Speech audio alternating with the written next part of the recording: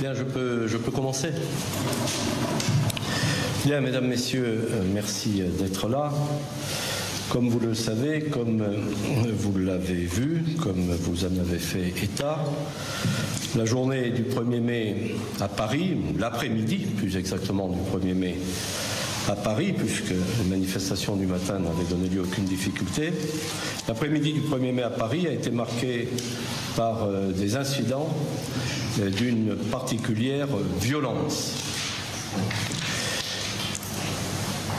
Les informations dont nous disposions en amont le faisaient craindre. Des militants radicaux avaient fait savoir, avaient déclaré qu'ils voulaient transformer cette journée en rendez-vous révolutionnaire. Certains avaient parlé d'un 1er mai en enfer. J'avais eu l'occasion de le faire savoir publiquement dès lundi. Ces individus étaient animés de la volonté de perturber le traditionnel rendez-vous syndical, de faire déraper cette journée et d'user de violence de toutes les manières. J'avais au demeurant reçu les organisateurs du défilé syndical classique, pacifique, qui n'a évidemment posé aucune difficulté. Je les avais reçus lundi à midi pour les informer de ce contexte, pour bien leur exposer ces risques et ces informations qui nous étaient parvenues, leur indiquer également quelles étaient les dispositions que nous mettrions en œuvre, inviter ces manifestants pacifiques à bien se désolidariser des individus les plus violents, susceptibles de commettre des exactions. Je leur avais indiqué au demeurant aussi que je n'excluais pas d'être amené à leur demander de changer d'itinéraire pour mener leur cortège à bonne fin, et au demeurant, c'est ce qui s'est passé. Le dispositif mis en place avait été dimensionné en fonction de ces éléments. 21 unités de force mobile, en plus des moyens propres de la direction de l'ordre public et de la circulation, ce qui fait sur le terrain environ 1500 policiers, fonctionnaires des CRS, gendarmes mobiles. La brigade de sapeurs-pompiers de Paris avait été également mobilisée par mes soins en appui du dispositif en cas de blessure ou d'intervention nécessaire. Je dirai un mot à la fin sur les constatations.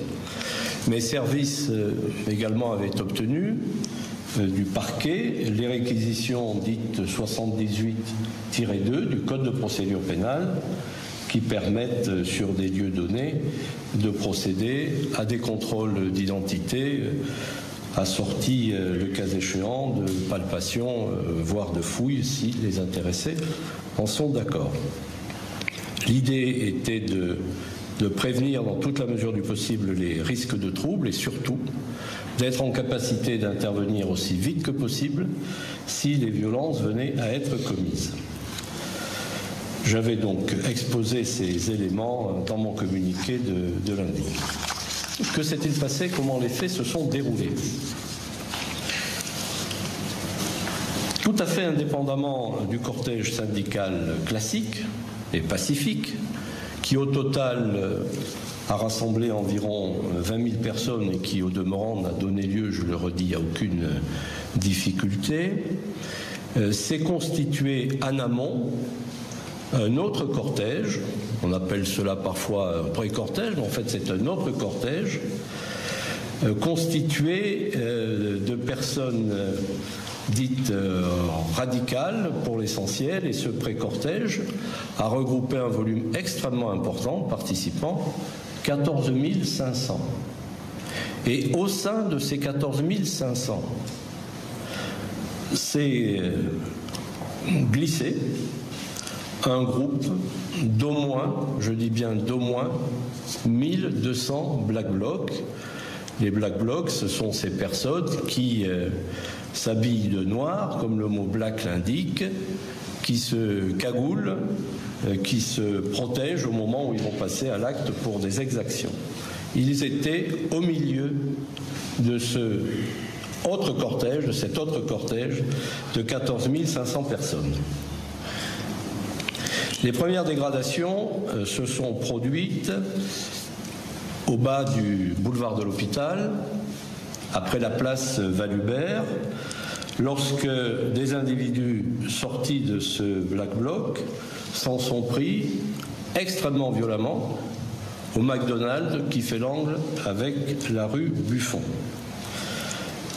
Lorsque nous avons constaté cette violence et la détermination des agresseurs, j'ai donné aussitôt ordre d'arrêter la progression du cortège et d'inviter par ailleurs les manifestants pacifiques, classiques, à envisager l'itinéraire de détournement dont je leur avais parlé dès lundi. Après cette agression contre le restaurant McDonald's, un petit peu plus haut, on a vu ensuite des scènes du même type qui visaient une concession automobile, le magasin qui va avec. Les forces de l'ordre étaient à ce moment-là à hauteur à peu près du boulevard Saint-Marcel, sur mon ordre express. Elles ont descendu à pied en colonne, appuyées par 2 lanceurs d'eau qui sont intervenus sans ménagement pour mettre fin à cette situation. Les auteurs, les fauteurs de troubles, les fauteurs de violence se sont regroupés ensuite en arrière sur la place Valubert, mais nous avions un cordon qui les a empêchés d'aller plus loin. Certains ont trouvé un échappatoire dans le jardin des plantes, mais au total, nous avons pu interpeller et mettre fin aux exactions de 200 de ces individus qui ont été bloqués dans la rue Buffon. D'ores et déjà, près d'une quarantaine de ces individus, de ces Black Blocs, sont orientés dans les commissariats pour les suites judiciaires. C'est exactement le nombre de 94 à l'heure où je vous parle. D'autres interpellations ont eu lieu, 3 individus pour des jets de projectiles et 4 individus pour des ports d'armes prohibés, ports d'armes interdits.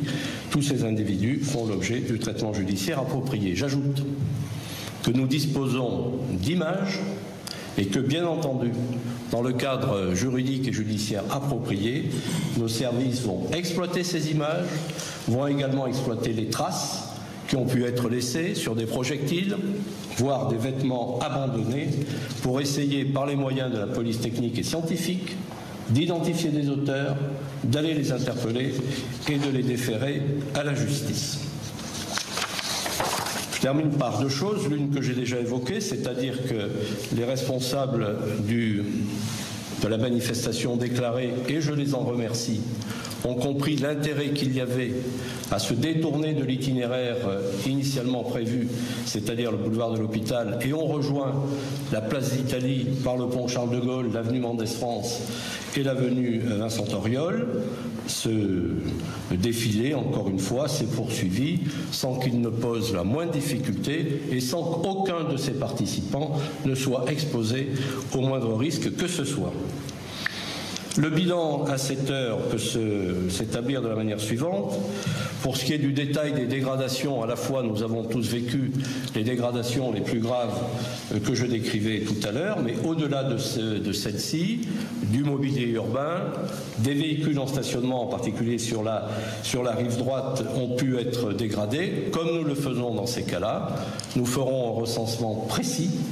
Et comme je le fais dans ces cas-là, j'adresserai un courrier personnel, notamment aux commerçants, aux riverains concernés, pour leur expliquer les règles de droit, c'est-à-dire la mise en œuvre de la responsabilité de l'État, ce qu'on appelle la mise en œuvre de la responsabilité du fait d'émeutes, c'est des pratiques que nous avons l'habitude de mettre en œuvre lorsque ces situations se constatent. En ce qui concerne les dégâts humains, un seul fonctionnaire de police a été très légèrement blessé en ayant reçu un projectile dans le dos. Et on me dit que 3 personnes, manifestants ou badauds, je ne sais à cette heure exactement, 3 personnes ont été prises en charge par la brigade de sapeurs-pompiers de Paris. Donc ça fait 3 blessés légers. On me dit que l'un est tombé d'un muret, un autre, je crois, c'est une cheville tordue. 3 blessés légers. Un fonctionnaire de police légèrement atteint. Voilà le bilan que je peux dresser à cette heure. Et je répondrai volontiers à quelques questions s'il y en a. Merci. Cyril Adrien, seulement pour TF1 et SCI. Certaines prises de parole publiques s'étonnent, voire critiquent le délai d'intervention. Par exemple, le secrétaire national du Parti communiste français, Pierre Laurent, parle d'une attitude trouble des forces de police qui ont laissé faire, je cite, pendant près d'1 heure avant d'intervenir. C'est inexact. C'est inexact et la chronologie des faits est là pour le montrer.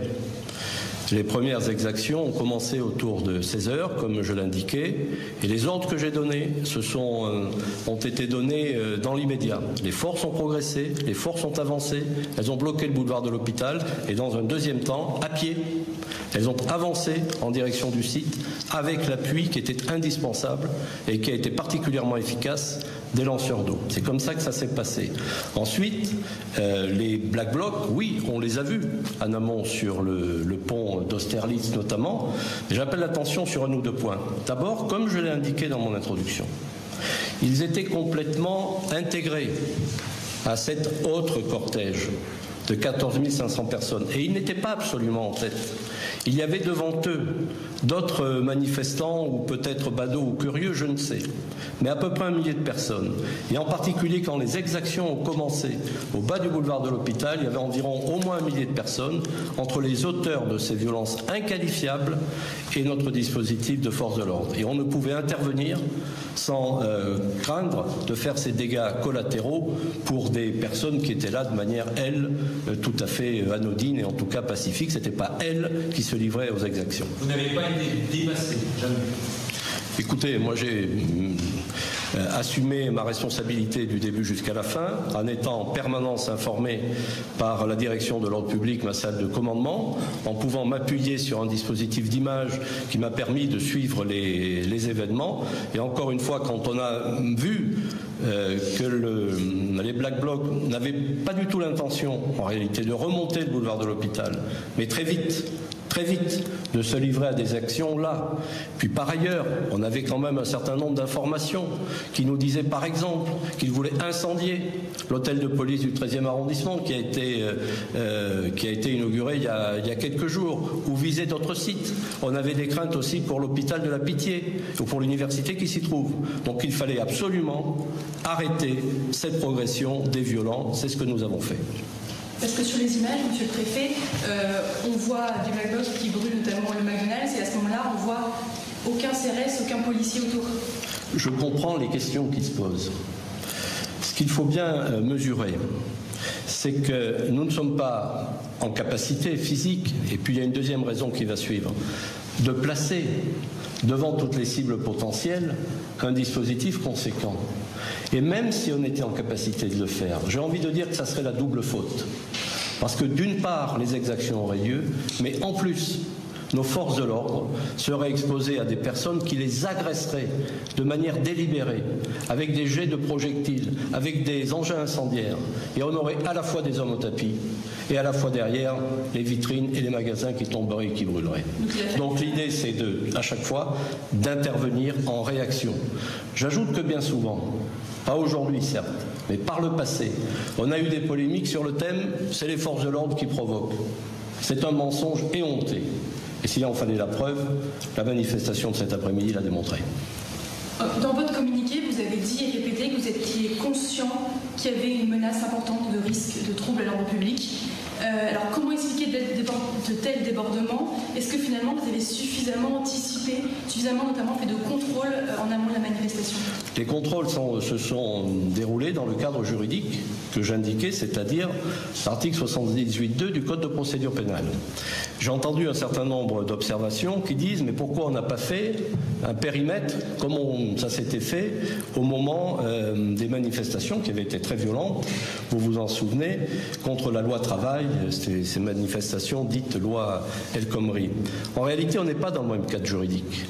On était dans le cadre juridique de l'état d'urgence qui avait permis de mettre en œuvre des périmètres avec des entrées bien délimitées où toutes les personnes qui comptaient aller sur le défilé devaient et pouvaient passer. Le cadre juridique de droit commun n'est pas celui-là. Concernant le profil, Jean-Luc Mélenchon parle de militants d'extrême droite, comme sur le bloc. Est-ce que vous avez déjà un profil de ces... Écoutez, moi je ne sonde pas les âmes et les cœurs. On verra à partir des interpellations les noms qui apparaissent. Sans doute des gens sont déjà connus de nos services. Je n'ai pas le sentiment que des militants d'ultra-droite seraient bienvenus dans un cortège de 14 500 personnes qui se réclament plutôt de l'ultra-gauche.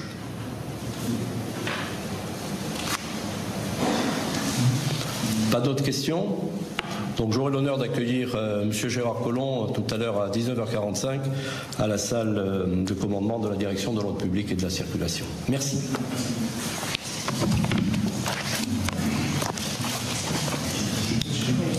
Voilà, on vient d'entendre le préfet de police de Paris, Michel Delpech, qui a donné des explications sur les événements et les perturbations très fortes qui ont marqué la journée d'aujourd'hui, ce défilé syndical prévu et qui a été marqué par de nombreuses scènes de violence en plein Paris. Dominique Rizet, vous avez écouté avec nous ce qu'a dit le préfet de police.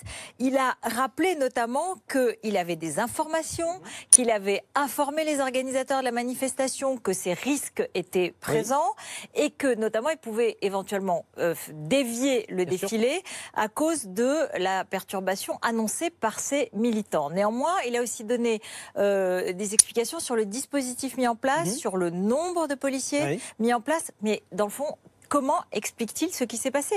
Alors, il explique qu'il y a eu une première manifestation, qui est la manifestation officielle et qui regroupait environ 20 000 personnes, qu'un pré-cortège s'est constitué en amont de cette manifestation, pré-cortège avec 14 500 personnes, ça veut dire presque autant de personnes que dans la manifestation, dans lesquelles se sont glissés, c'est sa parole, glissés un groupe d'au moins 1200 Black Blocs, donc des agitateurs au milieu de ce cortège. En fait, ces gens-là, donc il n'a pas expliqué comment ils étaient arrivés, vers 16h, donc pendant les choses ont dégénéré. À ce moment-là, le préfet de police a demandé aux organisateurs de la manifestation, vous l'avez dit tout à l'heure, qu'il avait reçu lundi et qu'il avait prévenu de ce qu'il pouvait se passer. Donc il leur a demandé de rester, d'attendre un peu avant de dévier et prendre l'itinéraire bis prévu pour cette manifestation. Et les forces de l'ordre sont entrées donc en action aux alentours de 16h. Après que ces individus, à l'angle de la rue Buffon, ont commencé donc à détruire le McDonald's, image qu'on a vue. Donc le préfet de police n'a pas expliqué comment ces Black Blocs étaient entrés dans cette manifestation de 14 500 personnes. Même s'il ne l'a pas dit, on peut imaginer 1200 personnes qui arrivent par les petites rues. La technique des Black Blocs, elle est éprouvée. Ce sont des professionnels du désordre urbain, ce sont des professionnels, on peut même dire du terrorisme urbain, des gens qui ont un savoir-faire, qui arrivent par groupe. Ce sont les héritiers des mouvements autonomes en Allemagne, dans les années, avant les années 2000, donc qui arrivent par groupe de 3 ou 4. Ils ont en commun d'être habillés en noir, c'est leur signe de reconnaissance. Au moment où ils arrivent dans la manif, eh bien, ils se dévêtissent, ils se désilhouettent, on dit comme ça, et ils arrivent par des petites rues, par groupe de 3 ou 4. C'est absolument impossible de les identifier. Et je veux dire ça, on ne peut pas, et j'en termine rapidement, on ne peut pas accabler les policiers là-dessus. Ça n'est pas possible d'identifier 3-4 personnes qui arrivent au milieu de centaines d'eau. La première image qu'on voit, et on y reviendra, c'est cette image de 1200 Black Blocs rassemblés sur le pont d'Austerlitz avec des banderoles précises. Cette fois, on est organisé. Donc il y a un message très précis, il y a une organisation. On le voit là sur ces images. Donc il y a quand même des questions qui se posent. Une des réponses que donne le préfet de police, c'est 1500 policiers déployés, et on y reviendra avec nos invités dans un instant, à la fois le long du parcours et aussi peut-être dans d'autres endroits. Mais regardez, voilà, c'est une forme de provocation quand même sur le pavé parisien et avec une incompréhension légitime de la part des citoyens sur ce qui se passe et ce qu'on voit à l'image quand même. Mais il y a une préparation en amont. Ces gens-là, vous savez, certains d'entre eux viennent sans doute de Notre-Dame-des-Landes, certains d'entre eux sont encore une fois, je vous le répète, des professionnels, de la même façon que les forces de l'ordre, policiers, CRS ou escadrons de gendarmerie mobile ont un savoir-faire pour gérer ce genre de situation, parce qu'elle a été gérée. Vous savez, un policier blessé légèrement dans le dos, 3 personnes, des badauds, c'est ce que dit le préfet de police, pris en charge, c'est quand même miraculeux. Tout à fait. Donc ça veut dire que ça a été parfaitement géré. Et en face, eh bien, on a des gens, des Black Blocs, qui sont aussi des gestionnaires du désordre et qui savent s'installer progressivement, par petits groupes, en paquets, par petites grappes, dans la manif, et se regrouper à la tête de la manifestation.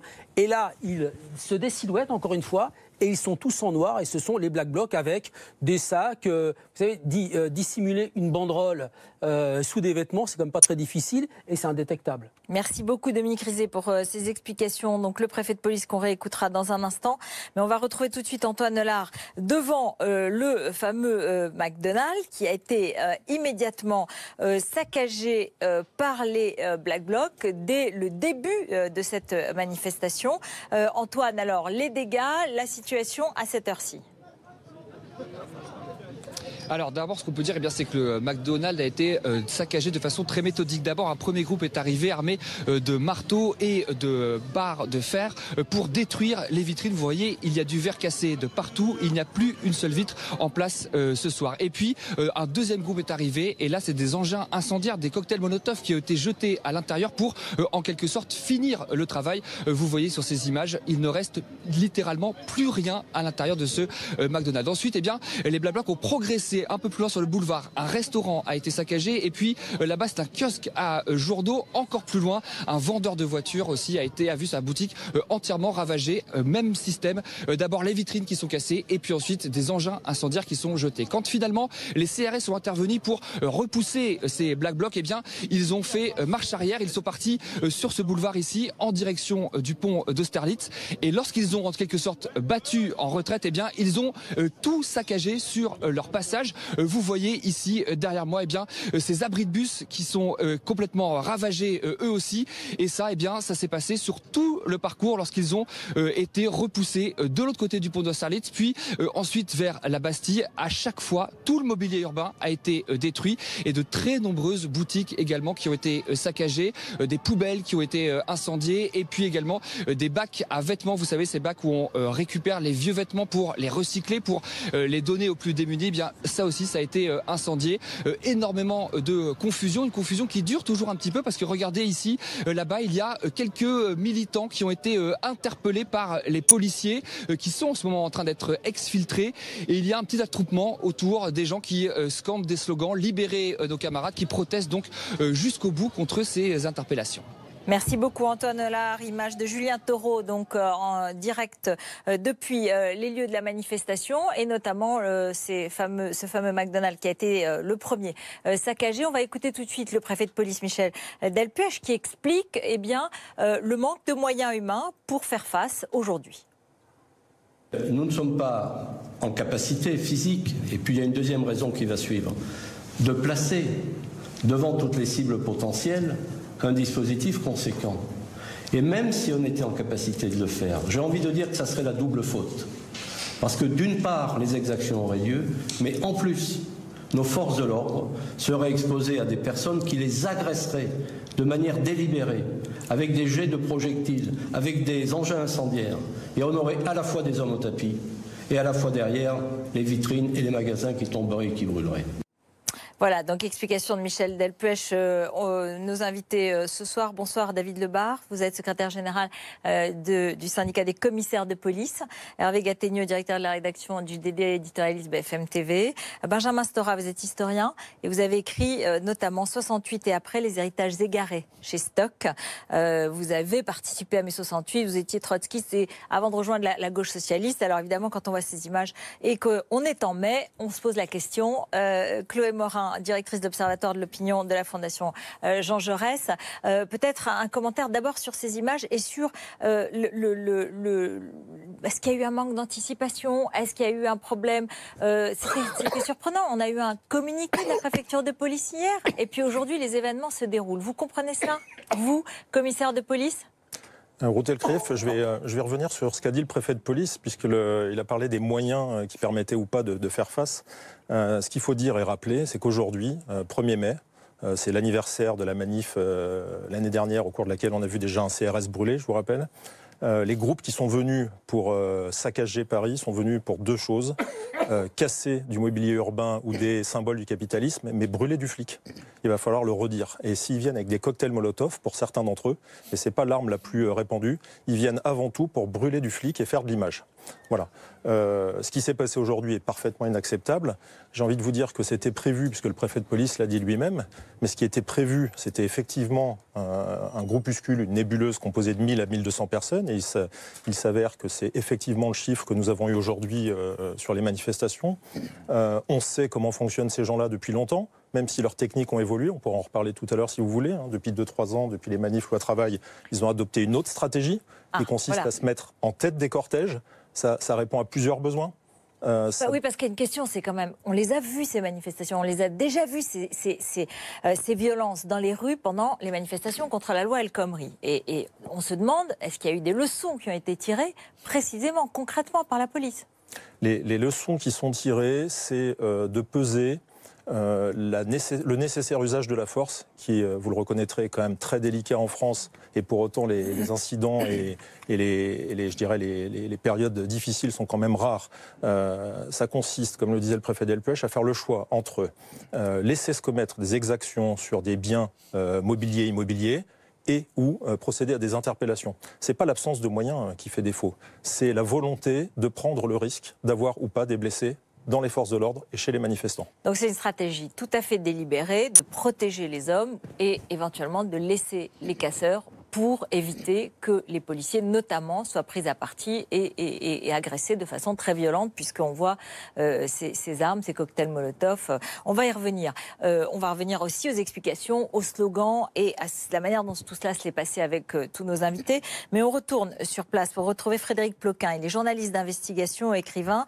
Il a écrit Les Derniers Seigneurs de Paris aux éditions Stock et il est sur place. Frédéric, qui sont ces casseurs ? Est-ce qu'ils sont plus nombreux ? Est-ce qu'ils sont plus organisés ? Est-ce que ça s'est déroulé de la même façon, j'ai envie de dire, que d'habitude, ou est-ce que c'est un peu différent ? Écoutez, déjà, je voudrais faire un tout petit point sur les forces en présence, parce que si vous voulez, vous avez à la fois le préfet de police et David Lebars qui ont évoqué les moyens, les effectifs. Et là, j'ai calculé aujourd'hui sur Paris, on peut pas dire qu'il manque d'effectifs. J'ai calculé qu'il y avait sur place 22 compagnies de CRS et 5 escadrons de gendarmerie, c'est-à-dire quasiment le tiers des forces mobiles disponibles en France. Donc ça, c'est le premier point. Après, tout ce personnel est effectivement aiguillé depuis une salle de commandement de la préfecture de police qui essaie de voir un petit peu ce qui se passe sur le terrain. Je crois que ce qui a prévalu aujourd'hui toute la journée, comme le disait David Lebars à l'instant, c'est tant pis s'ils cassent un peu de matériel. Bon, évidemment, ça peut faire des dégâts, surtout qu'ils ont mis le feu apparemment à un restaurant et à 2 concessions automobiles. Tant pis, l'essentiel, c'est effectivement de ne pas faire le blessé grave de trop parmi les manifestants qui là ferait complètement basculer le mouvement. C'est ça, on va dire, la principale logique de ce maintien de l'ordre. En face, on a des jeunes qui sont assez jeunes, qui sont effectivement pour la plupart de ceux qu'on a vus aujourd'hui plutôt sur le mode anarcho, quoi. Voilà, des espèces, on les appelle les antifas, ils s'appellent entre eux les antifas ou les black blocs éventuellement. Donc ce sont des gens qui sont un petit peu organisés aux violences urbaines, prêts à l'affrontement avec les forces de l'ordre, et je dirais même qu'ils s'entraînent à cela. On a vu à Notre-Dame-des-Landes des militants qui étaient quasiment organisés de la même façon que les gendarmes mobiles qu'ils avaient en face d'eux. C'est-à-dire qu'ils avançaient en rang serré avec bouclier devant et balançaient sur les forces mobiles des engins incendiaires. Puis ensuite se replier. Aujourd'hui, c'était plus, on n'est pas en race campagne comme à Notre-Dame-des-Landes, on est en pleine ville, donc c'est beaucoup plus compliqué à contenir. Et là, vous avez donc des jeunes qui se dispersent, qui sont un peu partout, qui partent. Alors j'ai un monsieur qui intervient sur le trottoir en disant qu'il n'y a pas que des jeunes, donc des personnes assez mobiles et surtout très équipées. Donc ils ont le casque, ils ont le foulard, parce qu'évidemment ils n'agissent pas à visage découvert. Ils sont là pour casser et ils ont en poche des engins incendiaires, voire quelquefois des engins agricoles, de type agricole, destinés, à mettre le feu à des magasins dont ils cassent les vitrines, et 2, à, comme le disait David Lebarst justement à l'instant, casser du flic, voire tuer du flic. Moi j'ai vu quelques CRS tout à l'heure avec des jambières brûlées, avec des traces sérieuses sur l'uniforme. Apparemment il n'y a pas de blessés graves de ce côté-là aujourd'hui, et c'est tant mieux, mais c'était dans le domaine du possible. Ploquin, je voudrais savoir, à un moment donné, le préfet de police a parlé d'un regroupement de 14 500 personnes d'abord, dans lequel il y avait à peu près 1200 Black Blocs, et ensuite de 20 000 manifestants de la CGT. Alors, est-ce que ça veut dire qu'il y a deux types différents de manifestants qui se sont déployés aujourd'hui? Et quelle est l'idéologie sous-jacente? Quels sont les mots d'ordre? Quelles sont les idées, d'une certaine façon? Alors, on va citer quelques-uns des slogans. Alors, je ne sais pas si ce sont ces Black Blocs ou ce sont aussi des manifestants autour d'eux qui sont moins violents et qui disaient premier de cordée, premier guillotiné, tout le monde déteste la police, Paris debout, soulève-toi, ni Dieu, ni maître, ni mari, ni patron, Zied, Boudna, Théo et Adama, on n'oublie pas, on ne pardonne pas. Voilà, et expliquez-nous quelles sont les nuances entre ces différentes présences. Traditionnellement, il n'y a jamais eu aucun rapport entre les militants de la CGT et ce type de manifestants plutôt d'extrême gauche qui s'apparentent et qui se revendiquent d'une tradition qui peut remonter en France assez loin. Je pense notamment au mouvement autonome du début des années 80, de la fin des années 70. Donc sur le plan idéologique, on est à peu près dans ce mouvement-là qui effectivement est profondément anti-flic, capitaliste, et l'idée qui courait ce matin dans la police, c'était en gros de protéger les banques, parce que on avait imaginé que c'était la première cible, c'était leur première cible. Donc ce sont des gens, des militants qui sont, bon évidemment par rapport au gouvernement Macron, on peut pas dire, je pense pas qu'il y en ait un seul qui ait voté pour Emmanuel Macron aux dernières présidentielles. Certainement pas. Donc c'est une tradition, voilà. Je dirais anarcho, voilà, c'est une espèce d'anarchisme. Ça c'est la partie des 14 500 qui sont à côté de la CGT et à côté du défilé syndical classique qui s'est déroulé pacifiquement évidemment et sur des mots d'ordre complètement évidemment totalement différents, et on fait bien la différence ce soir. Jusque là, c'est ce que vous êtes d'accord avec moi? Oui, absolument. Ce sont des personnes d'ailleurs qui profitent de ce rassemblement organisé par la CGT. C'est ça l'idée, c'est de profiter d'un gros rassemblement pour se dissimuler et pour pouvoir commettre un certain nombre de méfaits sur le parcours, à l'abri d'une certaine manière de ces manifestants qui peuvent à un moment donné d'ailleurs intervenir. C'est déjà arrivé dans le passé à plusieurs reprises que des syndicalistes s'opposent ou mettent des sortes de barrages, de cordons protecteurs pour éviter que ces personnes qui sont elles aussi des militants à leur manière, mais aussi des casseurs, mais avec ce fond idéologique dont on parlait tout à l'heure, donc pour éviter qu'il y ait un grand mélange et qu'ils ne se dissimulent dans cette foule-là pour ensuite aller faire ce qui s'est passé cet après-midi.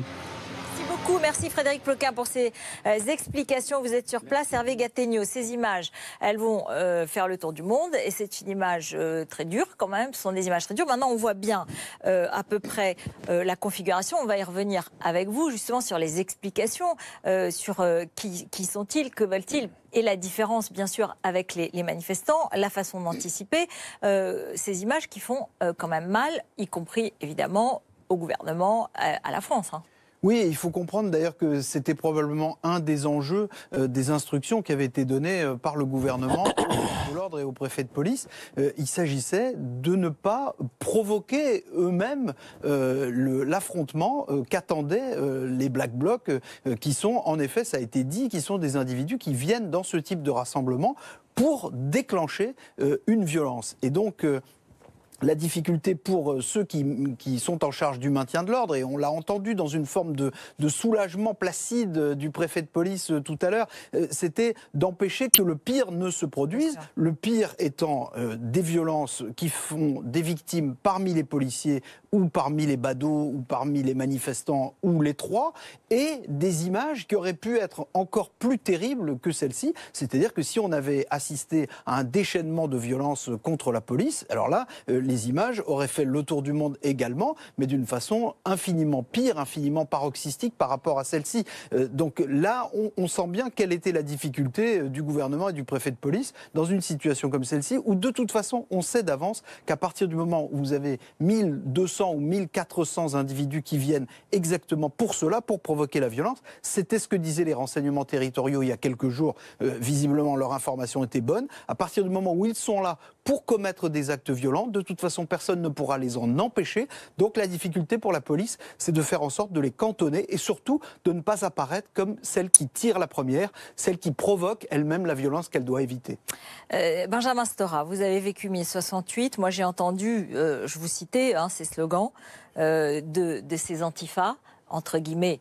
Et puis la partie la plus dure, les Black Blocs, parce qu'il faut, je pense, absolument faire la distinction. Je ne parle même pas des syndicalistes qui ont défilé pacifiquement. C'est encore d'autres personnes, évidemment, et là-dessus, vous me contredirez si c'est nécessaire. Mais en tout cas, il faut bien faire la distinction entre les différentes catégories de gens qui étaient dans la rue aujourd'hui. Mais quand vous entendez ça, que vous avez vécu mai 68, parce que c'est vrai qu'on a entendu un peu à Tolbiac, à Nuit debout, à certains endroits qu'il y avait une forme de volonté d'utopie. Est-ce que vous vous reconnaissez quelque part ou pas du tout? Je ne parle pas des violences les plus extrêmes, mais je parle des slogans. Écoutez, il y a de grosses différences avec 68, même si certains manifestants s'en réclament. C'est ça.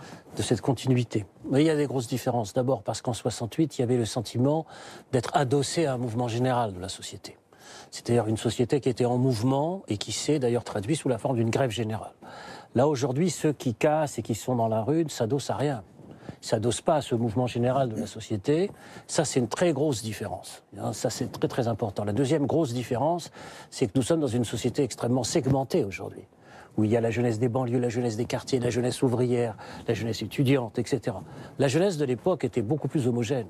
C'était une jeunesse qui aspirait à changer le monde dans sa totalité. Et donc là, on a des fractures à l'intérieur de la société et à l'intérieur de la jeunesse qui ne nous permettent pas de dire nous sommes dans la même situation. Et puis il y a quand même aussi une troisième différence, très grande différence, c'est le problème politique.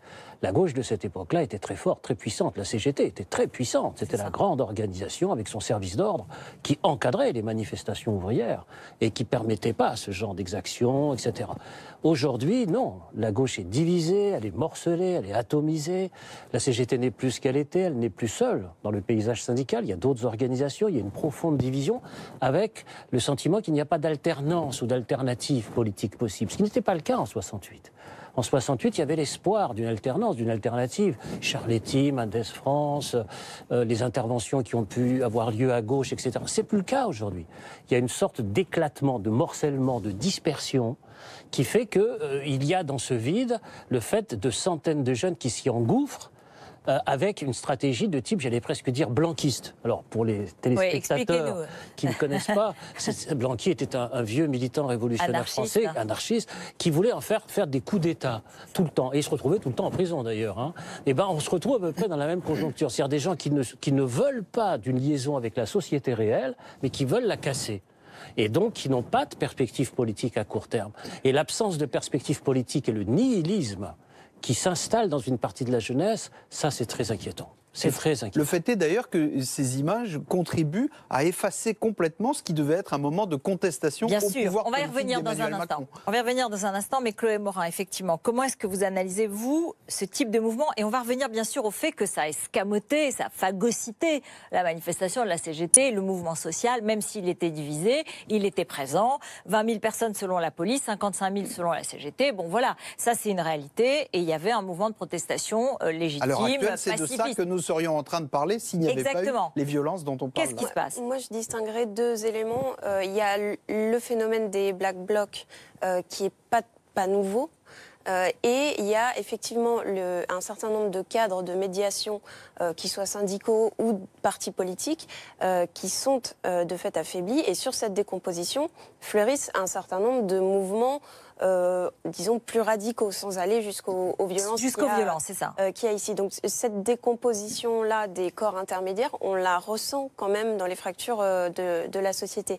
Maintenant, quand on voit les images d'aujourd'hui, moi j'y vois avant tout une victoire de communication de ceux qui ont porté la violence, même si on sait très bien qu'en termes d'ordre public, le choix qui a été fait de laisser casser plutôt que de prendre la responsabilité d'avoir des personnes potentiellement blessées, c'est un choix rationnel et tout à fait maîtrisé. L'impression que ça donne aux téléspectateurs, c'est que rien n'est maîtrisé, que ça s'inscrit dans un fil qui va de Tolbiac aux zadistes, en passant par tous les... voilà, ça donne quand même le sentiment d'un affaiblissement de l'État et d'une non-maîtrise du sujet. Donc c'est une question politique sur laquelle on reviendra justement. Mais un mot, David Lebars, moi j'ai envie de savoir... comment sont entrés ces hommes? On les repère, on les suit, ces hommes et femmes peut-être, on les piste, parce qu'une fois qu'ils sont devant, j'ai compris qu'on essayait de protéger d'abord aussi les policiers et pas avoir une stratégie qui mettait les vies en danger, mais avant qu'ils n'arrivent, qu'est-ce qu'on fait? Mais la question n'est pas nouvelle, Routel Krief, et les techniques ont juste un petit peu évolué, comme je vous le disais tout à l'heure. Ces gens-là n'arrivent pas en groupe. Quand vous avez des manifestants qui viennent pour manifester, comme c'est le cas aujourd'hui, ils arrivent comme vous et moi sur différents endroits du cortège, de façon séparée, habillés de Avant même d'être dans le cortège. Avant d'être dans le cortège, oui, ils sont où? À Notre-Dame-des-Landes, dans d'autres pays européens. L'origine de ceux qui font partie de la nébuleuse des 1200 anarchistes, je vous le confirme, on a du Black Blocs, on a des gens qui viennent de l'Azad de Notre-Dame-des-Landes, on a des Allemands, on a des Anglais, on a des gens qui viennent de différents pays d'Europe et qui s'agrègent en France sur un mouvement qui est né il y a déjà quelques années. Et qui ne sont pas suivis, qui ne sont pas repérés. Si, ils sont suivis, mais là je rentre dans des domaines qui sont, j'ai envie de dire, plus confidentiels et plus compliqués sur un grand plateau. Mais pour autant être suivi, ça ne permet pas d'interdire une présence sur un cortège. Ça reste quand même différent. Moi, je vous parlais de la façon dont ils arrivent, parce qu'il y a déjà des polémiques là-dessus. Ils ne sont pas arrivés en paquet à 800 ou à 1000 de façon constituée, parce que là, on pourrait se demander qu'a fait la police, pourquoi il n'y a pas eu un barrage. Ces gens-là arrivent de façon très organisée. C'est des techniques militaires, ils sont très rodés, ils ont des appuis logistiques. Il y en a qui viennent avec rien sur eux, ils sont approvisionnés 5 minutes avant le début de la manifestation par des gens qui viennent sur les petites rues accessoires. Il y a ceux qui prennent le risque de venir avec un petit peu de matériel. Et puis j'ai envie de vous dire surtout, et ce qui n'est pas suffisamment dit, 90% des projectiles sont pris sur place. 90%. Les cocktails Molotov, c'est pour l'image et pour faire très mal, pour brûler du flic ou pour brûler un commerce. Il y a quelques armes de 6e catégorie, quelques armes par destination. C'est-à-dire ça peut être des lance-pierres, des pavés, des cailloux, des barres de fer. Mais 90% des projectiles sont pris dans une ville dans laquelle on peut déceler des pavés, prendre sur un chantier tout ce qu'on a à prendre. Donc j'ai envie de vous dire, même si on fouillait 50 000 personnes qui venaient sur une manifestation, vous ne pourriez pas empêcher le fait qu'ils s'approprient des engins. On va retrouver Virginie Saint-Silly qui est sur place. Virginie Saint-Silly, vous pouvez nous dire ce soir qu'il y a 200 interpellations qui ont été effectuées. Oui, à ce stade, c'est le chiffre que l'on a. Pour l'instant, je vais tenter de vous montrer sur ces images de François Luce. Vous ne verrez pas grand-chose parce que, pour vous expliquer, nous sommes devant le jardin des plantes. Et à l'intérieur, il y a des CRS qui tiennent encore des manifestants qui ont été interpellés, des manifestants qui sont au sol, accroupis, en tailleur et qui attendent peut-être très certainement d'être emportés dans des fourgons, comme on en a vu tout à l'heure. On ne peut pas très bien voir sur ces images parce que justement les policiers se sont cachés dans le jardin des plantes pour à l'abri des caméras, à l'abri des manifestants qui continuent de scander « tout le monde déteste la police, libérez nos camarades ». Donc pour l'instant, on ne peut pas forcément vous montrer plus. Pour faire un point avec vous sur les interpellations, justement, ces 200 interpellés dont vous parliez, il y en avait 2 au début de il y en a eu 2 au début de la manifestation pour port d'armes prohibé, 4 au niveau du jardin des plantes, 3 pour jet de projectiles et 1 pour port d'armes prohibé également. Et puis donc ces interpellations qui sont toujours en cours au niveau du jardin des plantes. Et puis on va vous montrer aussi ces dégâts que vous avez sans doute vus tout au long de cet après-midi sur BFM TV. Il y a eu beaucoup de dégâts, notamment un McDonald's, des boutiques, un concessionnaire automobile, mais également des abribus, plusieurs abribus, comme vous le voyez sur ces images. C'est une manifestation qui a été éclipsée, on peut le dire, par la confusion générale, par l'énervement, par plusieurs scènes de violence, dont le pic sur le boulevard de l'hôpital, pas très loin de là où nous nous trouvons. Et d'ailleurs, juste derrière nous, beaucoup de CRS sont toujours mobilisés ici, sur cette place. Merci Virginie Saint-Silly, merci sur ce point. Donc les interpellations sont en cours et ça se déroule en ce moment même dans les rues de Paris. C'est cela, David Lebars? C'est ça, et c'est très important. Et c'est là qu'on va pouvoir voir comment le dispositif a fonctionné. Et on pourra en faire un bilan avec un petit peu plus de recul, contrairement à certains de mes collègues d'autres syndicats qui ont tout de suite critiqué le dispositif policier. C'est bien de parler du nombre de policiers sur le terrain, c'est bien de voir aussi le résultat du dispositif. Ce nombre d'interpellations, c'est ce qui va déclencher la machine judiciaire. Et c'est là où on va être très attentif à ce qui va se passer, puisque toutes ces personnes qui vont être interpellées, vous me posiez la question, on va pouvoir savoir d'où ils viennent, qui ils sont, les identifier, prendre leur ADN, voir quels sont les délits qui peuvent leur être imputés, puis ensuite la justice devra faire son travail. Un mot juste pour... on va écouter tout de suite le directeur d'une concession automobile qui est détruite à cette heure-ci et qui était devant les lieux, interviewé par notre reporter tout à l'heure, Anne-Sora Dubois. Ils ont tout démoli, ils ont tout cassé, c'est inadmissible.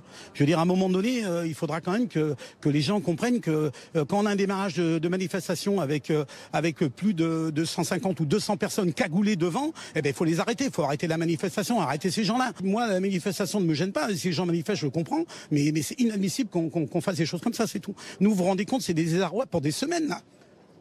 C'est-à-dire que nous, c'est des semaines de travail, c'est voilà quoi. Moi, j'ai les boules. Honnêtement, j'ai les boules. C'est comme ça. C'est la vie, mais bon, à un moment donné, c'est pas bon. Donc je pense que tout le monde prenne conscience qu'à un moment donné, on est des entrepreneurs, on est là pour travailler, on est des commerçants et on n'est pas là pour subir ce genre de choses. Voilà ce témoignage et cette émotion de ce commerçant qui se retrouve avec, qui a des droits, qui aura, justement le préfet de police a expliqué que tout cela aurait communication de leurs droits pour un certain nombre de remboursements, d'assurance. Enfin, c'est un choc et c'est très difficile. Donc parlons de l'aspect politique. On reviendra après sur les causes de ce désarroi et de ce que veut dire cette jeunesse. On en parlait avec vous, Benjamin Stora, pour ne pas l'oublier, au contraire, mais essayer de comprendre. Mais d'abord, sur le plan purement politique, c'est vrai que Emmanuel Macron est en Australie. Aujourd'hui, on attend tout à l'heure Gérard Collomb qui va s'exprimer, mais les réactions politiques ont été assez immédiates. Laurent Wauquiez a parlé de faillite de l'État régalien. Marine Le Pen a demandé la dissolution de ces milices d'extrême gauche. Qu'est-ce que ça a comme effet ? D'abord, chacun est dans sa posture. C'est finalement toutes ces réactions-là, elles sont infiniment attendues. Que la droite dise que l'ordre n'est pas maintenu, que la dirigeante de l'extrême droite dise qu'il faut dissoudre des milices d'extrême gauche. Au demeurant, pour la plupart, ce sont des anarchistes. Le concept de dissolution des Black Blocs, ce serait déjà une grosse interrogation en soi. Bon, tout ça, ça relève beaucoup de la posture politique. On attend néanmoins une posture politique à venir, c'est celle du gouvernement, dont pour l'instant la parole n'est pas très présente. Alors je pense que raisonnablement le ministre de l'Intérieur attend un bilan très précis des opérations. Il doit s'exprimer vers 19h45, 19h50. Y compris des interpellations en cours pour pouvoir faire un point réellement précis. Il y a peut-être une heure ou deux de silence politique qui ne doivent pas trop perdurer parce que je pense qu'on est en effet dans une forme de bataille de communication et le gouvernement ne peut pas s'en tenir simplement à des mesures policières, même s'il semble en l'occurrence qu'elles aient été plutôt bien appliquées et bien faites. Néanmoins, il y a besoin d'une parole publique pour expliquer cela. Je crois que très clairement, le pouvoir politique a choisi le scénario le moins pire, c'est-à-dire en effet, comme on l'a dit tout à l'heure, il a choisi d'éviter une situation qui aurait pu coûter la vie à des policiers ou à des manifestants et en effet donc assumer le poids dans l'opinion de ce qu'on vient de voir, c'est-à-dire l'émotion légitime d'un commerçant et d'une population qui ne comprend pas pourquoi on laisse ces dégradations se produire alors qu'on pouvait anticiper la situation. Image d'autorité d'Emmanuel Macron depuis qu'il est arrivé au pouvoir quand même. Image d'autorité abîmée aujourd'hui par ces images ou pas ? Oui, alors En fait, quand il est intervenu ce matin pour dire en Australie, je continue, etc. Je vais pas, c'est pas parce que c'est le 1er mai, etc. Il a dit, c'est pas un jour férié pour tout le monde. Je suis le président, je continue à travailler et je ne passe pas, je cite, ma journée à regarder la télévision. Voilà. Donc, sur le coup, on aurait pu se dire que c'était trop rigide et que c'était encore une fois une erreur parce que justement il est critiqué sur la méthode, sur le fait de ne pas écouter assez, de ne pas être notamment en empathie avec l'insécurité économique et les problèmes sociaux.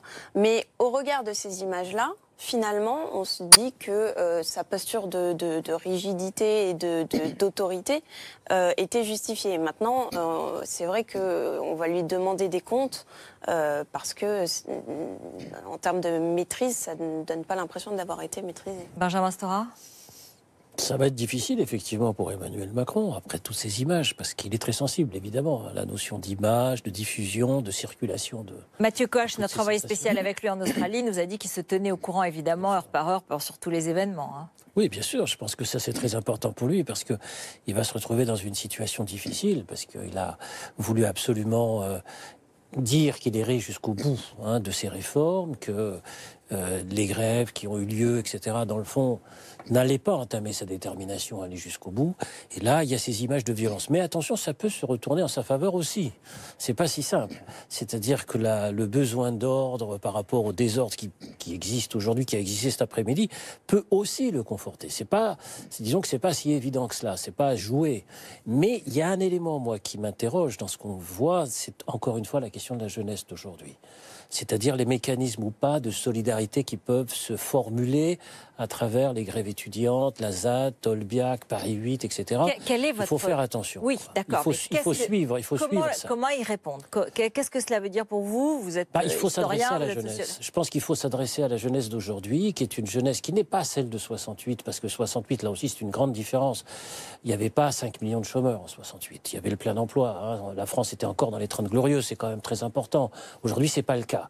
Il y a une grande désespérance, il y a beaucoup d'angoisse par rapport au chômage, l'avenir, et il y a tous ces événements qui cernent la jeunesse d'aujourd'hui, et il faut faire attention à l'effet de contamination, à l'effet, disons, de dispersion qui peuvent exister.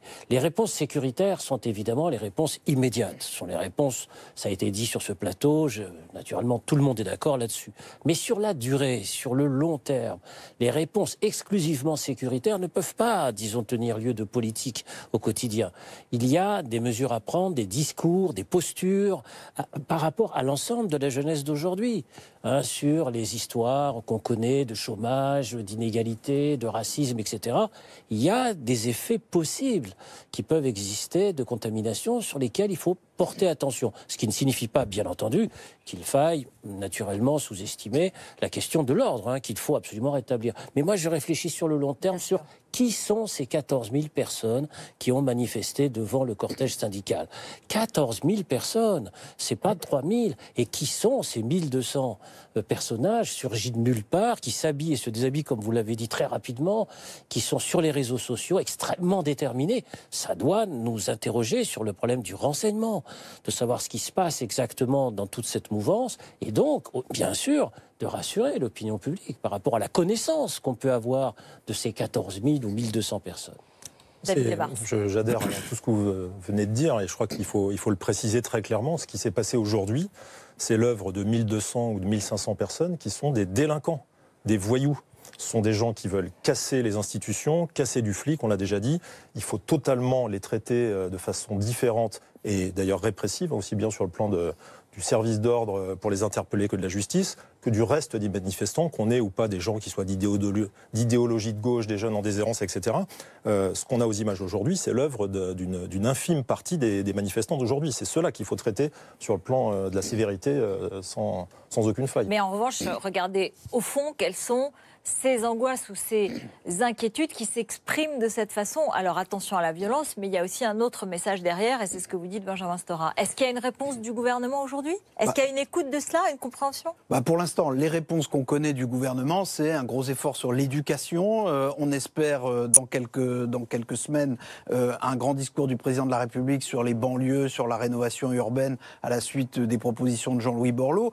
Il y a un discours, visiblement, c'est un discours qui a du mal à prendre parce que Benjamin Stora l'a dit, on part d'un point de départ qui est un état de désespérance très grand dans la jeunesse d'un pays comme la France, qui n'est pas le seul dans ce cas-là, parce que le chômage de masse, parce que l'absence de perspective, et le tout amplifié. Toutes sortes de menaces, c'est-à-dire chômage, mais aussi la planète qui va mal, avec les angoisses et le tout amplifié par ce qui n'existait pas en 68, c'est-à-dire les réseaux sociaux qui ont un effet d'accélérateur immense. Donc face à cela, le gouvernement d'un pays démocratique, bien sûr qu'il faut qu'il fasse des propositions, il faut qu'il trouve des moyens de parler à la jeunesse. On a envie de penser qu'un président comme Emmanuel Macron est peut-être mieux placé que les politiciens chevronnés qu'on a eu l'habitude de voir, mais il y a toujours une difficulté dans des périodes comme celle-ci, c'est qu'il ne faut pas laisser la petite étincelle se déclencher, parce que la jeunesse, c'est précisément la population la plus exposée et aussi la plus symbolique. Il y a le précédent de Malik Oussekine, il y a le précédent du barrage de Sivins, et donc dans ces cas-là, il suffit qu'un jeune soit très gravement blessé, voire meure dans des circonstances comme celle-là, et tout peut basculer politiquement. Donc il y a un lien très étroit entre la technique de maintien de l'ordre qui est appliquée, le climat social et les décisions politiques qui sont à prendre. Moi, j'ai tendance à penser que de l'Australie où il est en ce moment, le président de la République doit être plutôt soulagé de savoir que ça s'est passé comme ça s'est passé. Et qu'en l'occurrence, on l'a dit, il y a un blessé léger parmi les policiers et 3 blessés parmi les badauds ou les manifestants. Écoutons le préfet de police Michel Delpech qui expliquait comment et à quel moment il a décidé de donner l'assaut.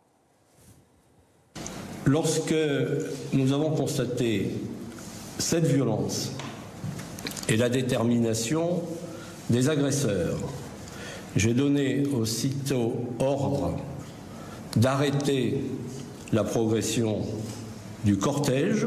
Les forces de l'ordre étaient à ce moment-là à hauteur à peu près du boulevard Saint-Marcel, sur mon ordre express. Elles ont descendu à pied en colonne, appuyées par 2 lanceurs d'eau qui sont intervenus sans ménagement pour mettre fin à cette situation. Ça devient compliqué. David Lebars, je vous entendais commenter. Je faisais un commentaire de circonstance. La manif n'est pas finie. En tout cas, les groupuscules sont encore dans Paris. Il faut que nous soyons vigilants parce qu'on est en train de quasiment parler de ce qui s'est passé aujourd'hui, mais la journée n'est pas terminée.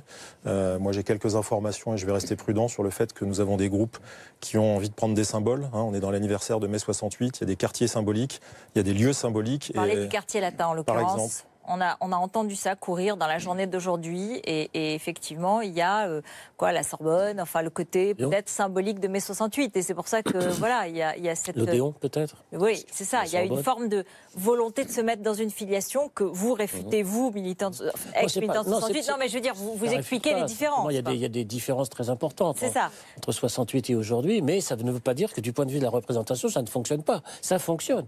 C'est-à-dire qu'il y a des gens qui disent effectivement on va recommencer, on y est, c'est dedans, etc. Sans savoir, sans percevoir que la société a profondément changé depuis 1968. Profondément. Alors, un des points qui a été aussi attaqué, une agence Renault, un symbole, et devant lequel se trouve Antoine Delard tout de suite. Oui, exactement. Et vous voyez ici cette agence Renault qui a été prise à partie. Même système que pour le McDonald's. D'abord des groupes qui s'attaquent aux vitres. Vous voyez à coups de marteau, de barre de fer. Alors ici, il y a au moins du quadruple, voire du quintuple vitrage. Du coup, la vitrine n'a pas complètement été abattue. En revanche, la boutique voisine a eu beaucoup moins de chance entre guillemets parce que vous allez voir ici, c'est un vendeur de voitures sans permis. Et là, les vitres ont cédé et ensuite, des engins incendiaires incendiaires ont été lancés à l'intérieur, des cocktails Molotov. Vous voyez les véhicules qui ont été complètement calcinés. Il ne reste que des carcasses ce soir. Dégâts extrêmement importants donc pour ce concessionnaire de voitures sans permis. Alors cet endroit ici, eh bien c'est l'endroit où finalement les casseurs ont été stoppés. Les forces de l'ordre ont donné l'assaut à cet endroit même et ont repoussé tous les casseurs vers le bout du boulevard de l'Hôpital, vers le pont d'Austerlitz. Mais sur le chemin du retour, entre guillemets, eh bien les casseurs ont tout détruit sur leur passage, le mobilier urbain, évidemment les abris de bus, les panneaux publicitaires ont été complètement saccagés. On a vu aussi sur un chantier de la SNCF une grue qui a été incendiée. Et puis lorsqu'ils ont été repoussés de l'autre côté du quai d'Austerlitz, même chose. Là encore, un concessionnaire auto a été en partie saccagé, des poubelles incendiées et des containers à vêtements également couchés par terre et incendiés par les Black Blocs. Merci beaucoup Antoine Lard et merci à vous Chloé Morin de nous avoir accompagnés. Merci Benjamin Stora, le livre 68 et après, les héritages égarés. Effectivement, égaré, c'est ce que vous nous avez expliqué ce soir aux éditions Stock. Merci Hervé Gattegno, merci David Lebars, secrétaire général du commissaire du syndicat des commissaires de police. Et vous nous avez dit tout à l'heure, eh bien attention, cette soirée peut être aussi compliquée et il faut être vigilant. On écoute les réactions politiques, celle de Marine Le Pen, celle de Jean-Luc Mélenchon et on reçoit dans un instant Christian Estrosi, le maire de Nice, délégué général du mouvement La France Audacieuse, ancien ministre. Ces milices d'extrême gauche devraient être dissoutes depuis bien longtemps. Mais le problème, c'est que le pouvoir de gauche fait preuve à leur égard d'une mansuétude.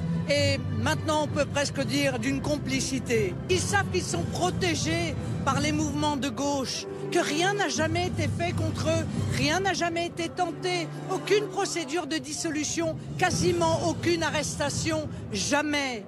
Cette situation est inadmissible. Et encore une fois, c'est le pouvoir qui emporte la responsabilité.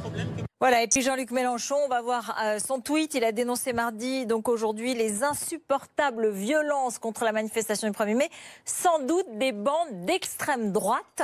Hashtag 1er mai, voilà la réaction de Jean-Luc Mélenchon. Laurent Wauquiez, lui, a dénoncé la faillite de l'État régalien. Éric Ciotti parle de tigre de papier en parlant d'Emmanuel Macron. Bonsoir Christian Estrosi, merci beaucoup d'être notre invité. Vous êtes maire Les Républicains de Nice. Alors évidemment, d'abord, vos réactions face à ces images et en même temps aux explications qu'on a données, c'est-à-dire une gestion pour éviter le pire, mais en même temps des images terribles, inquiétantes et qui interpellent. Ce que nous avons vu est totalement inacceptable. Ces violences à partir de groupes, pour certains anarchistes, pour d'autres autonomes, où se retrouvent rassemblés les zadistes, les Black Blocs de tout poil, c'est inacceptable. Et il y a des mesures à prendre. Ces violences, on y est habitué, on les a connues sous la présidence de Jacques Chirac, de Nicolas Sarkozy, de François Hollande. Aujourd'hui, c'est aujourd'hui que nous assistons à cela. Je veux rendre hommage d'abord aux policiers qui ont été extrêmement lucides et courageux et qui ont géré comme ils ont pu cette situation. Je veux avoir une pensée pour les commerçants. Mais je dis qu'il y a désormais, de manière préventive, de vraies mesures à prendre. Bien sûr, chacun va y aller ou y est déjà allé de son mot de surenchère. Ce sont des situations extrêmement délicates à gérer. Mais regardez, lorsque nous savons qu'il y a dans des clubs de football des supporters extrêmement violents, ça fait des années qu'on a légiféré au Parlement pour prendre des mesures. Certains, dans les grandes rencontres, PSG, Nice, OM, etc., sont même interdits de déplacement. Doivent pointer avec leur pièce d'identité au commissariat.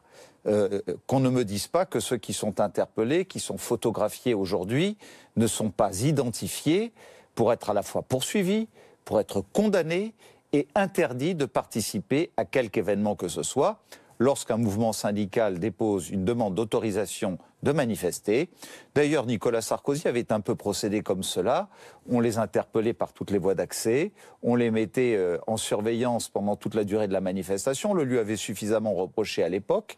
Eh bien, je dis qu'il faut procéder de la même manière, les convoquer au commissariat pour qu'ils ne puissent pas, pendant la durée des manifestations, pouvoir agir comme nous l'avons vu. Les interpeller en amont, il faut les interpeller en amont, les identifier bien sûr et les interpeller en amont. On les connaît. On les connaît, il faut les convoquer au commissariat de telle heure à telle heure. Et ils doivent se présenter au commissariat. Il y en a qui arrivent d'autres pays européens, il y en a qui arrivent de Notre-Dame-des-Landes, il y en a qui arrivent d'autres... Bon, ils sont parfois difficiles à mais pister. pour beaucoup d'entre eux, ils sont fichés, ils sont connus, ils sont identifiés. Cela a fait des décennies, même sous le général de Gaulle. Christian Estrosi, est-ce que vous trouvez, ce soir, vous nous dites, il y a un problème de maintien de l'ordre sous le gouvernement d'Édouard Philippe, sous la présidence d'Emmanuel Macron, et il n'y a pas les bonnes méthodes utilisées? Mais je faisais référence à d'autres rendez-vous où je pense que la France n'est pas allée assez loin ces dernières années pour identifier, pour condamner, pour poursuivre, pour neutraliser, pour prendre des mesures préventives. Mais est-ce que ce soir vous dites que ce gouvernement n'est pas au rendez-vous du maintien de l'ordre ou pas? Mais je ne vais pas. Vous savez, c'est tellement facile. Chacun y va de sa petite phrase. On est dans l'opposition, on est dans la majorité. Moi, je suis un homme libre. Donc c'est simple, je peux dire les choses de manière très claire. C'est une situation extrêmement difficile à gérer et je ne vais pas dire qu'il y a une solution absolue. D'un côté, faut-il interdire les manifestations lorsqu'elles sont à risque? Et on savait qu'il y avait une part de risque. D'un autre côté, est-ce qu'on doit neutraliser tous ceux qui sont fichés? Eh bien, c'est plutôt ce que je pense. Alors aujourd'hui, je demande au gouvernement très clairement de prendre des dispositions qui d'ailleurs n'ont pas été prises par les autres gouvernements. Pas plus qu'elles ne sont prises aujourd'hui. Mais ce gouvernement-là qui est engagé dans des réformes, d'ailleurs pourquoi y a-t-il tous ces événements, toute cette brutalité? C'est parce qu'on a le courage de réformer aussi quelque part. C'est parce qu'on veut empêcher la réforme. J'espère que ça ne fera pas reculer sur un certain nombre de réformes. Mais il y a une faiblesse à laquelle je demande que l'on remédie définitivement en interpellant, en condamnant et surtout en interdisant de manifestation un certain nombre de gens violents, dangereux, qui ici sont des fascistes de gauche, mais il y a des fascistes de droite aussi, on le sait. D'ailleurs, c'est un curieux 1er mai. Vous aviez les fascistes d'extrême gauche qui se réunissaient au nord, et puis vous aviez les fascistes d'extrême droite qui se réunissaient à Nice. Vous parlez du Front National, puisque Marine Le Pen n'a pas célébré le 1er mai à Paris. Mais je veux finir juste avant de revenir là-dessus. On a entendu chez les Républicains, Éric Ciotti ou Laurent Wauquiez dénoncer la faillite de l'État régalien, le tigre de papier, etc. Vous avez un discours différent. Vous dites « je suis un homme libre » et donc vous approuvez la conduite des réformes. En revanche, vous dites qu'il y a une faiblesse du côté du maintien de l'ordre. J'ai connu les violences urbaines, j'étais moi-même au gouvernement sous le Premier ministre Villepin, j'étais au gouvernement aussi dans la crise entre 2008 et 2010 où il y a eu des violences et puis nous avons eu sous la période Hollande aussi des violences.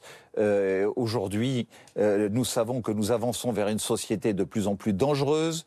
Nous savons que sur la scène européenne, de plus en plus, les populismes et les nationalismes font monter ce type de comportement. Voilà pourquoi je combats aussi idéologiquement ces montées des populismes et des nationalismes. Ça veut dire que face à cette montée de ces populismes et de ces nationalismes, il faut prendre des mesures d'exception. Ces mesures d'exception, c'est neutraliser en amont les gens qui sont identifiés comme appartenant à des groupuscules. Alors, on peut dire qu'il faut dissoudre. J'entendais tout à l'heure un de vos invités qui disait c'est pas facile de dissoudre des mouvements qui sont même pas structurés en association et déposés à la préfecture.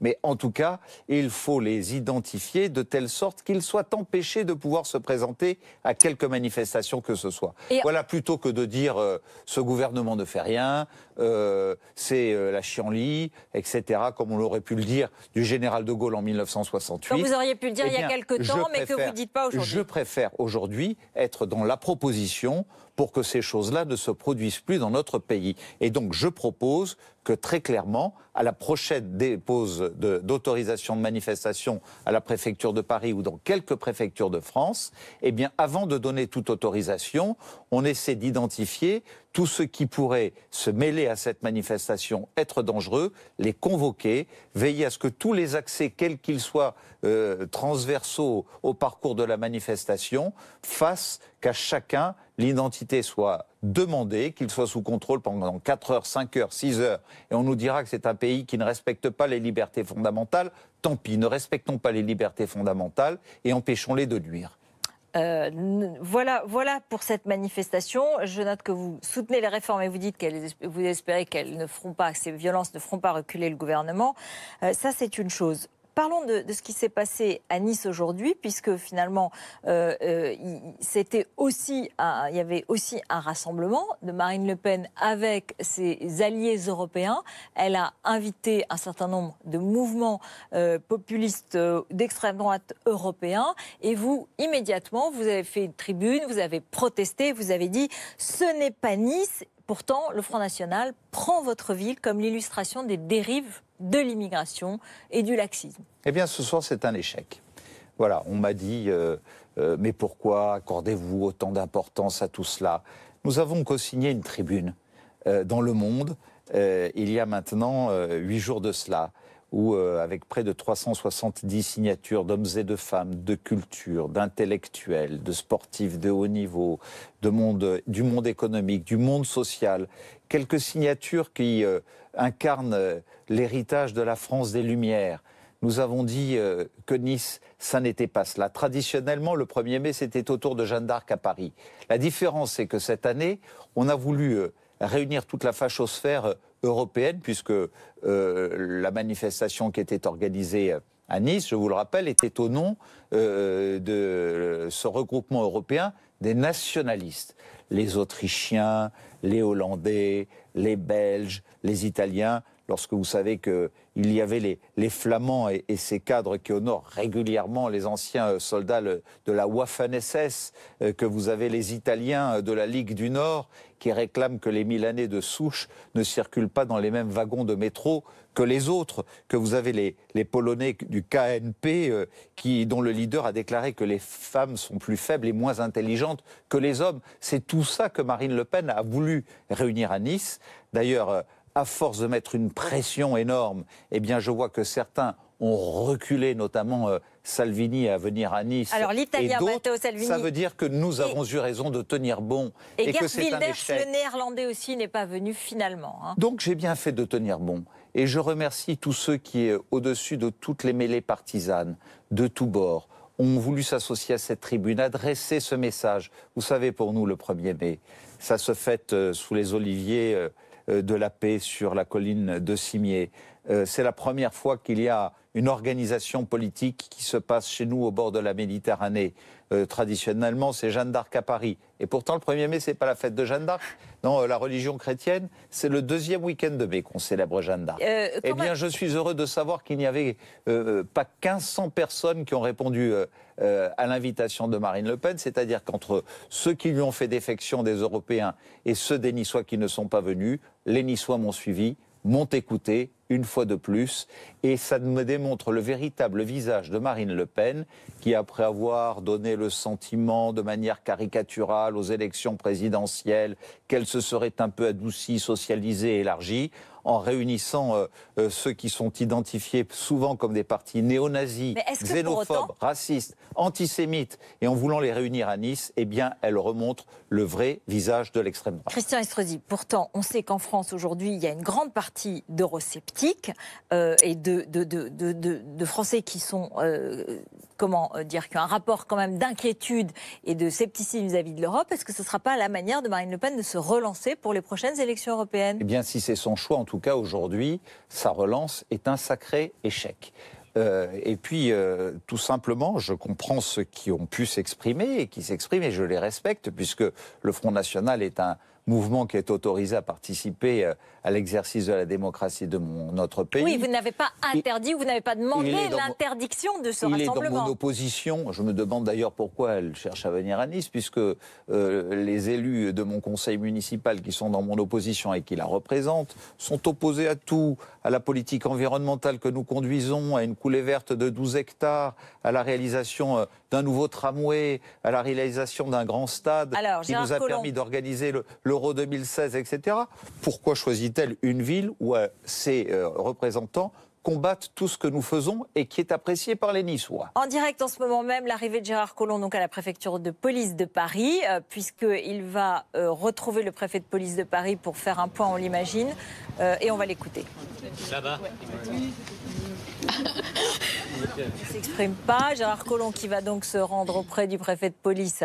À l'instant, Édouard Philippe, le Premier ministre, condamne, je cite, l'irresponsabilité des discours radicaux